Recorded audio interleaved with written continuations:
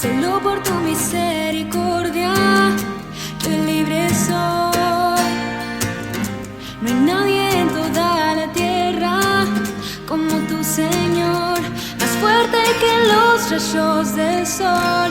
Así es el poder de tu amor y solo tu gracia liberó mi corazón.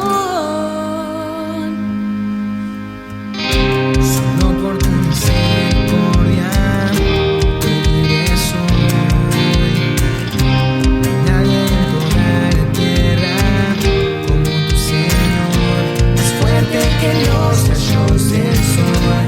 Así es el poder de tu amor y solo tu gracia liberó mi corazón. Solo en ti salvo soy, lleno está mi corazón. Es tu perdón lo que mi vida transformó. Guíame y muéstrame, de tu mano no me soltaré.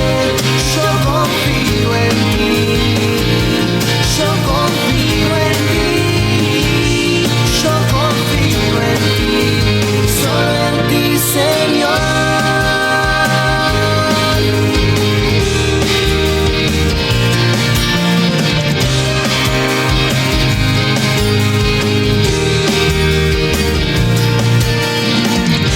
Solo por tu misericordia yo libre soy. No hay nadie en toda la tierra como tu Señor, más fuerte que los rayos del sol. Así es el poder de tu amor y solo tu gracia liberó mi corazón. Solo en ti salvo soy, lleno está mi corazón. Es tu perdón lo que mi vida transformó.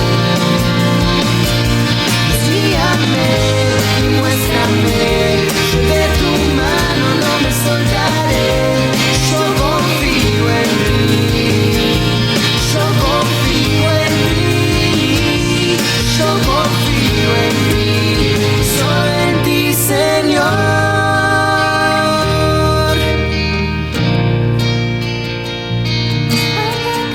Rayos del sol, así es el poder de tu amor y solo tu gracia liberó mi corazón. Solo en ti salvo soy, lleno está mi corazón. Es tu perdón lo que mi vida transformó.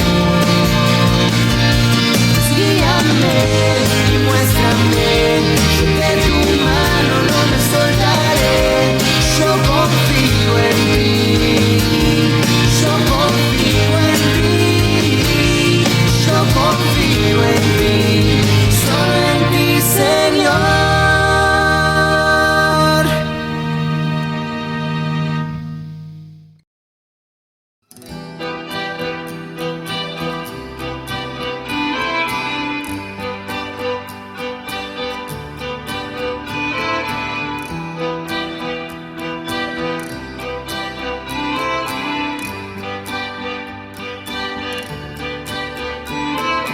Dios de milagros y amor, sanidad, salvación incomparable eres tú. Brillas en la oscuridad, clamamos por tu libertad incomparable. Eres tú. Mi Dios es grande, mi Dios es fuerte, nadie es igual, nadie le hace frente. Dios sana y salva, con gloria se exalta mi Dios, mi Dios.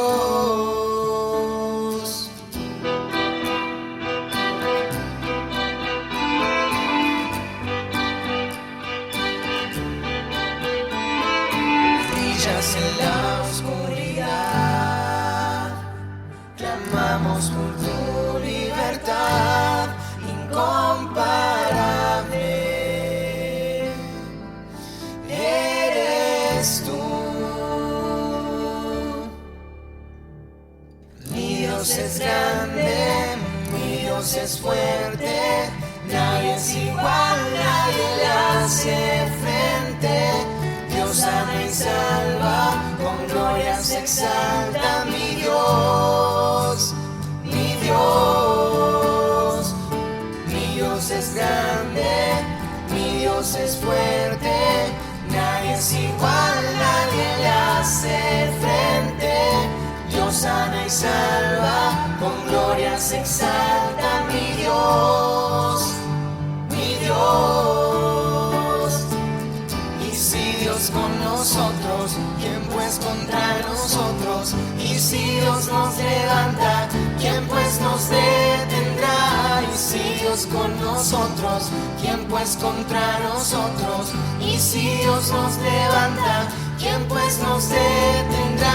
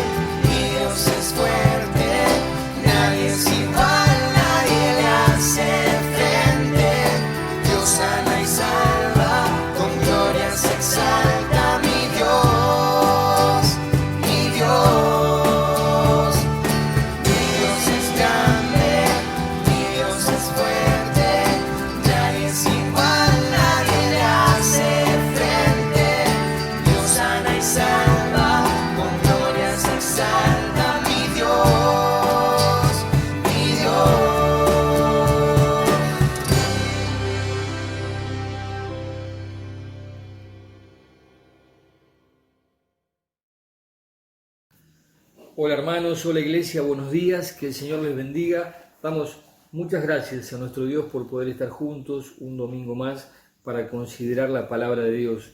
Estamos estudiando el libro de Ruth. Hoy vamos a leer los primeros versículos del capítulo 4. Durante todo el capítulo 4 se menciona en varias oportunidades la palabra redentor. Y esta palabra está relacionada directamente con nuestro Salvador, con el Señor Jesucristo, y también la encontramos a lo largo de toda la Escritura. Pero, ¿qué significa la palabra redentor? Dice el diccionario, todo el que redime o rescata a alguien que se halla en situación comprometida. Redimir es equivalente a comprar de nuevo, a pagar el precio, a recuperar algo que se había perdido. Dios recuperó a su pueblo de la esclavitud en Egipto, que estuvo por 400 años. Dios lo recupera de la mano de Moisés. Así que eso es la palabra redimir. Y el capítulo 4, quiero invitarlos a que me acompañen en la lectura de los primeros 10 versículos. Dice que subió voz a la puerta y allí se sentó. Era la puerta de acceso a la ciudad.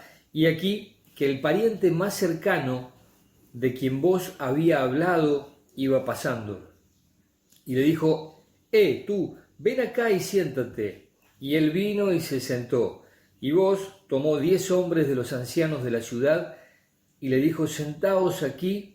Y ellos se sentaron. Entonces dijo al pariente más cercano, Noemí, que volvió de la tierra de Moab, tiene que vender la parte de la tierra que pertenecía a nuestro hermano Elimelech. Y pensé informarte, diciéndote, cómprala en presencia de los que están aquí sentados y en presencia de los ancianos de mi pueblo. Si la vas a redimir, redímela. Y si no, dímelo para que yo lo sepa. Porque no hay otro aparte de ti que la redima, y yo después de ti. Y él dijo, redimiré. Entonces, verso 5, vos le dijo, El día que compres el campo de manos de Noemí, debes adquirir también a Ruth, la moabita, viuda del difunto, a fin de conservar el nombre del difunto de su heredad. Y el pariente más cercano respondió: no puedo redimirla para mí mismo, no sea que perjudique mi heredad. Redímela para ti, usa tú mi derecho de redención, pues yo no puedo redimirla. Y la costumbre en tiempos pasados en Israel tocante a la redención y el intercambio de tierras para confirmar cualquier asunto era esta: 1. Se quita la sandalia y se la da al otro. Y esta era la manera de confirmar en Israel. El pariente más cercano dijo a Booz: cómprala para ti. Y se quitó la sandalia. Entonces Booz dijo a los ancianos y a todo el pueblo: vosotros sois testigos, cómo he comprado de la mano de Noemí todo lo que pertenecía a Elimelec y todo lo que pertenecía a Quelión y a Malón. Además he adquirido a Ruth, moabita, la viuda de Malón, para que sea mi mujer, a fin de preservar el nombre del difunto en su heredad, para que el nombre del difunto no sea cortado de sus hermanos, ni del atrio de su hogar de nacimiento. Vosotros sois testigos hoy. Dejamos hasta ahí la lectura.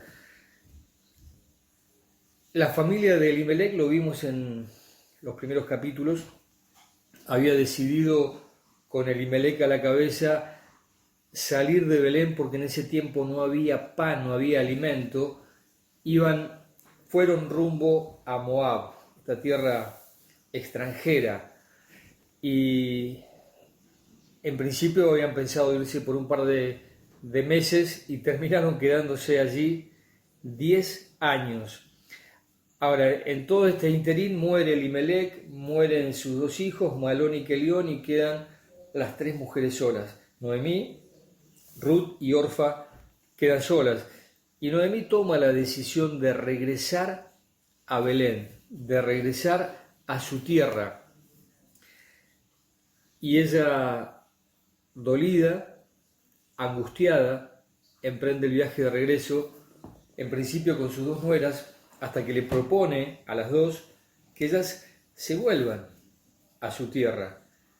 Una de ellas, Orfa, accedió a esto, y Ruth no quiso saber nada con volver a su tierra, se apegó a Noemí y le dijo que iba a estar con ella hasta los últimos días de su vida, y que su Dios, esa declaración tan importante que hizo Ruth, el Dios de Noemí, iba a ser también su Dios.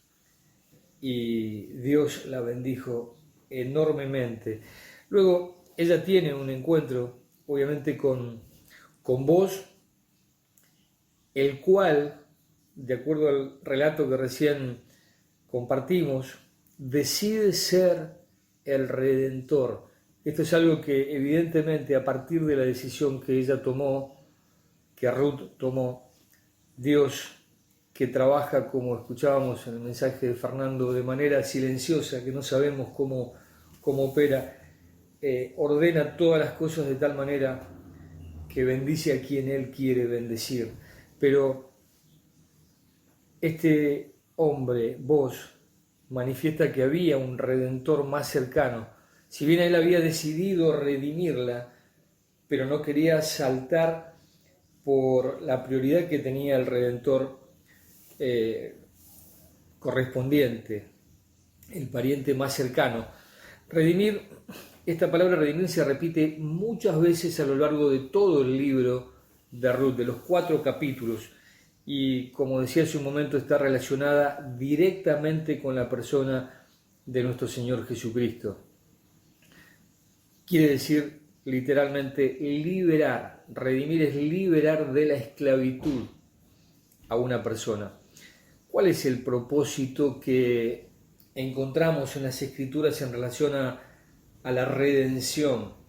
Esta era una ley que Dios había establecido, y lo encontramos en Levítico capítulo 25, verso 25, hablando específicamente de la redención de la pobreza, dice el verso 25, si uno de tus hermanos llega a ser tan pobre que tiene que vender parte de su posesión, su pariente más cercano vendrá y redimirá lo que su hermano haya vendido. Esto estaba específicamente establecido por Dios para redimir a la persona que estaba en un estado de pobreza total, como era el caso de Noemí. Pero habían algunos requisitos que se debía tener en cuenta para la redención. ¿Cuáles son estos requisitos? El primero de todos es que debía ser el pariente más cercano.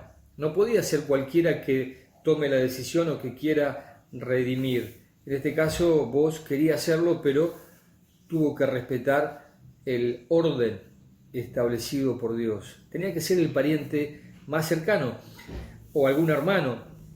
Dice el verso 1 del capítulo 2 de Ruth. Fíjense, Ruth capítulo 2, verso 1. Y tenía Noemí un pariente de su marido, un hombre de mucha riqueza de la familia de Elimelech, el cual se llamaba Boz. Esta era una de las condiciones. Un pariente de su marido. Dice el verso 3, 2 versículos más adelante, partió pues y fue y espigó en el campo en pos de los segadores, y aconteció que fue a la parte del campo que pertenecía a Boz, que era de la familia de Elimelech. Aquí se menciona nuevamente. Un poco más adelante, el verso 20, dice, y Noemí dijo a su nuera, sea él bendito del Señor, porque no ha rehusado su bondad, ni a los vivos ni a los muertos, haciendo mención a vos, de vos. Le dijo también Noemí, el hombre es nuestro pariente, es uno de nuestros parientes más cercanos. Capítulo 3, verso 12. Ahora bien, es verdad que soy pariente cercano, dice vos, pero hay un pariente más cercano que yo. Una persona que estaba dispuesta a ser el redentor, en este caso de Noemí, pero que respetaba lo que estaba establecido por Dios. Este era entonces el primer requisito. Tenían que ser parientes, tenían que ser familia. Y el segundo requisito dice que tenía que tener recursos y la capacidad para poder redimir, la capacidad monetaria para poder ser el redentor. No tan solo tenía que ser pariente, familiar, sino que también tenía que tener los recursos para poder hacerse cargo de la situación. Fíjense que dice el verso 1 del capítulo 2 de Ruth, nuevamente, y tenía Noemí un pariente de su marido, un hombre de mucha riqueza, alguien que reunía estas condiciones, estos requisitos que debía tener aquel que se iba a ocupar de la redención. Este era de la familia de Elimelech, el cual se llamaba Boz. Entonces Boz era pariente, era familiar, pero también reunía el segundo requisito. Era un hombre con recursos. Y el tercer requisito,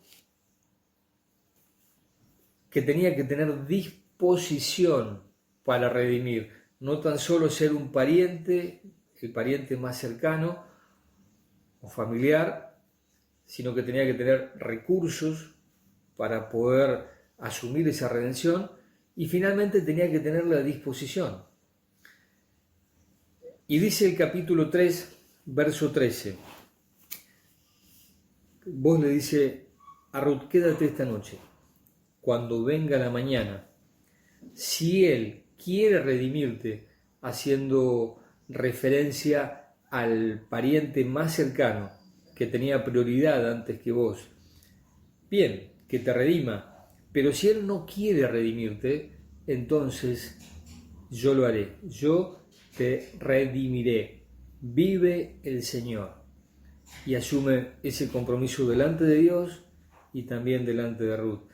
Entonces vemos que en el caso de Boaz estaba dispuesto, pero aún faltaba un paso. Entonces los tres requisitos para redimir tenía que ver con el parentesco, que tenía que ser familiar, que tenía que tener la capacidad y en tercer lugar tenía que tener la disposición. Ahora, Boaz le dijo, yo te voy a redimir, pero antes, y él respeta esa ley que ya estaba establecida culturalmente.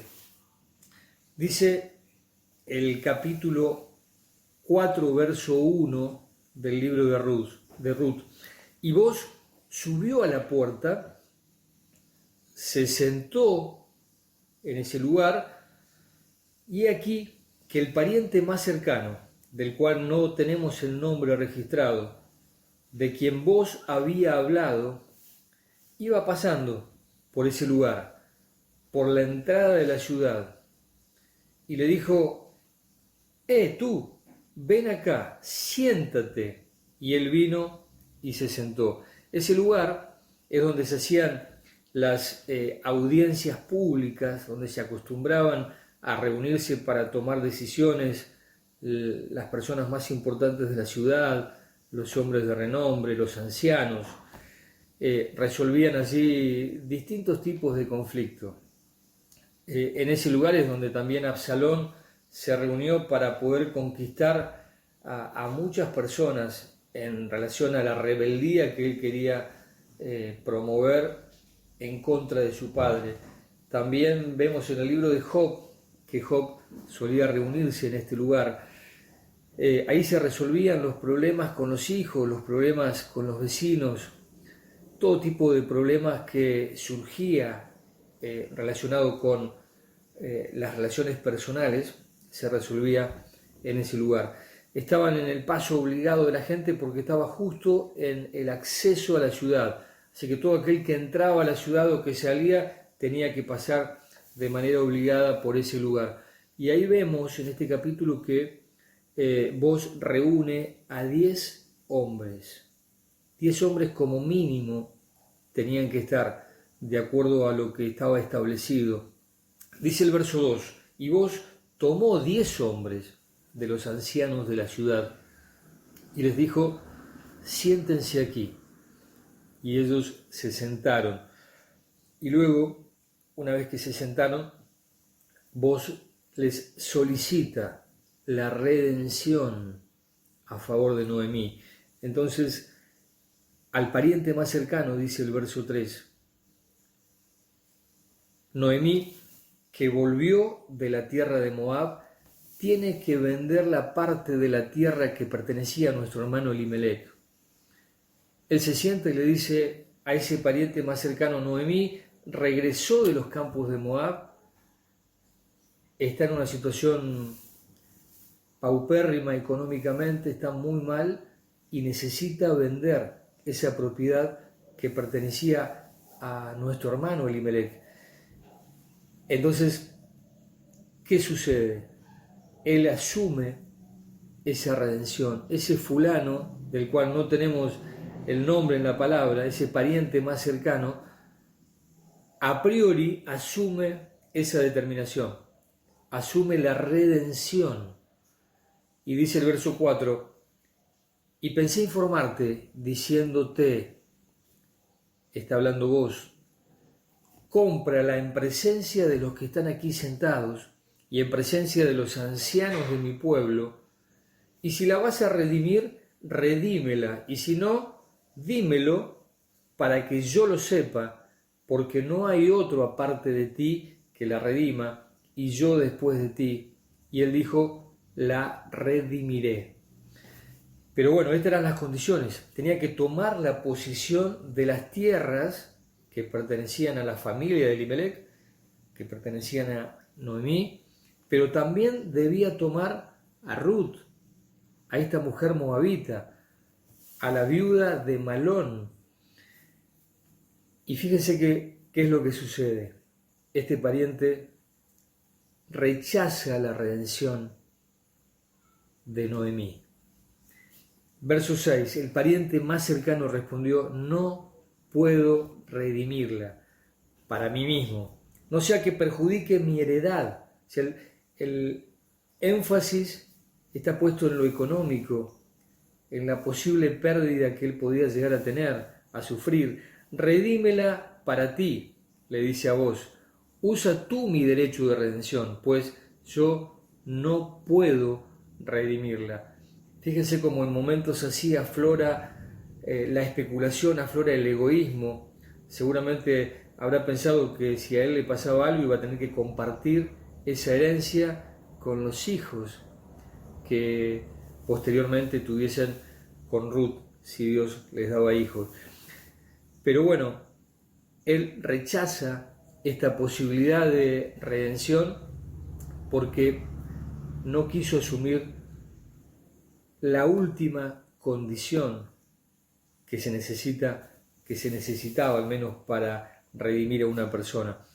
Necesitaba ser pariente, tener una relación de familia directa, necesitaba tener la capacidad económica para hacerlo, pero también necesitaba la disposición. Y aquí este pariente más cercano, este fulano del cual no tenemos nombre, Dios se encargó de que no quede registrado ese nombre, no tenía disposición. Y el verso 7 dice, y la costumbre en tiempos pasados en Israel tocante a la redención y el intercambio de tierras para confirmar cualquier asunto era esta. Uno se sacaba la sandalia y se la daba al otro, y esta era la manera de confirmar en Israel. Ahora, fíjense que para hacer un resumen de la decisión que vos toma una vez que este pariente más cercano decide darle la oportunidad a vos de redimir. Dice el verso 9, entonces vos dijo a los ancianos que estaban presentes en ese lugar, en esa puerta de entrada y a todo el pueblo, vosotros sois testigos. Hoy que he comprado de la mano de Noemí todo lo que pertenecía a Elimelech y todo lo que pertenecía a Quelión y a Malón. Además he adquirido a Ruth, la moabita, la viuda de Malón, para que sea mi mujer, a fin de preservar el nombre del difunto en su heredad, para que el nombre del difunto no sea cortado de sus hermanos, ni del atrio de su lugar de nacimiento. Vosotros sois testigos hoy de esta determinación que he tomado. Es una historia maravillosa, la historia de Ruth. Este pariente más cercano quedó en el olvido. No sabemos el nombre, nunca más se lo menciona en la Escritura. Y vos, que es sinónimo de nuestro Señor Jesucristo, es recordado eternamente por esa determinación que él tomó de redimir a Noemí y de casarse con Ruth. Con Ruth y Orfa sucede algo parecido. Orfa también regresa a la oscuridad de su pueblo y se perdió en el anonimato. Pero sin embargo Ruth pasa a la historia. Pasa a la historia porque en ambos casos, tanto vos como Ruth, vemos también algo en común. Ambos arriesgaron todo por seguir a Dios. Y Dios honra grandemente a los que confían en Él. Dice 1 Juan 2:17, y el mundo pasa, y también sus pasiones pasan, pero el que hace la voluntad de Dios permanece para siempre. En el libro de Romanos, capítulo 3, verso 23, dice la Escritura con mucha contundencia, por cuanto todos pecaron, haciendo alusión a todos los hombres que formamos parte del mundo, de este sistema en el cual nos movemos permanentemente. por cuanto todos pecaron, están separados, destituidos de la gloria de Dios. Ninguno puede alcanzar la salvación o la comunión con Dios por sus propios medios. La consecuencia es el pecado. Por eso todos, absolutamente todos, tenemos necesidad de un redentor, de un pariente más cercano. Y ese pariente más cercano, ese redentor, se llama Jesucristo. Y casualmente nació en Belén, casa de pan. Todos, toda la humanidad necesita un redentor. Todos hemos pecado y Dios desea que todos los hombres procedan al arrepentimiento, que todos los hombres sean salvos de esa condenación eterna que les espera a aquellos que rechazan a este Mesías Redentor, nacido en Belén. Hizo por nosotros, hizo por vos, hizo por mí, hizo por todos nosotros lo que nadie podía hacer. Él tenía los medios para poder hacerlo. Recordemos que Él es el dueño de todo, Él es el dueño del mundo, Él es el que sostiene todo el universo con su poder. No tan solo es el pariente más cercano, sino que Él, Jesucristo, tiene todos los recursos del mundo para poder hacerlo. Pero el recurso más valioso que puso a disposición tuya y mía es su sangre preciosa, esa sangre que derramó en la cruz del Calvario, con la cual pagó el precio de tu pecado y de mi pecado, para poder redimirnos. Nos compró con su propia sangre.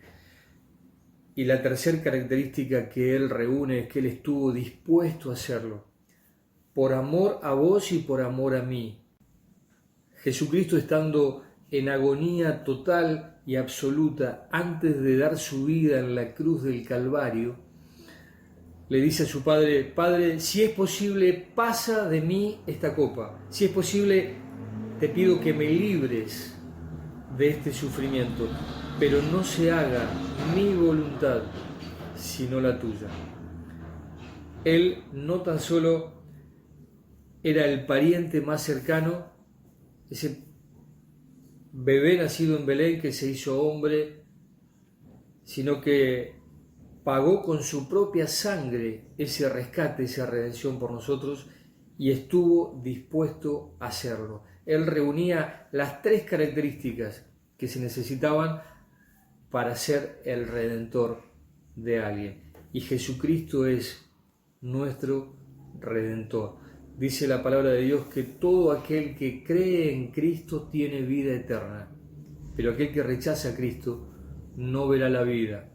A todo aquel que recibe a Cristo en su corazón como su redentor personal, Dios les da el derecho de ser llamados hijos de Dios. Y a partir de ahí las cosas viejas pasan y empiezan a ser todas nuevas en Jesucristo. Porque Dios amó al mundo de tal manera que dio a su único Hijo, a este Redentor, para que muera en tu lugar y en mi lugar, y de esa forma tengamos libre acceso a la presencia de Dios, tengamos la plena seguridad de la vida eterna, que gratuitamente Dios nos da en la persona de este gran y precioso Redentor que es el Señor Jesucristo. Si aún no has recibido a Cristo en tu corazón, yo quiero animarte a que en este momento lo hagas. Vamos a decirle a Dios, vamos a orar, y si realmente querés entregar tu corazón a Cristo, querés recibir a Cristo en tu corazón, decirle: Dios nuestro, gracias por este día. Yo quiero pedirte perdón por todos mis pecados y quiero recibir a Jesucristo, a este Redentor único en mi corazón, como mi Salvador personal. Gracias por la paz que hay en la persona de Jesucristo. Gracias por este día, gracias por este tiempo, en el nombre precioso de Cristo Jesús. Amén. Dios bendiga tu vida, Dios bendiga las familias y que tengan una semana muy, muy bendecida.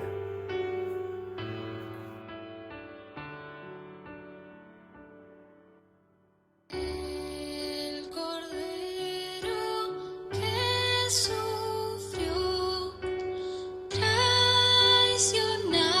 traicionado fue, el peso de nuestra maldad fue puesto sobre él. En silencio soportó dolor y humillación.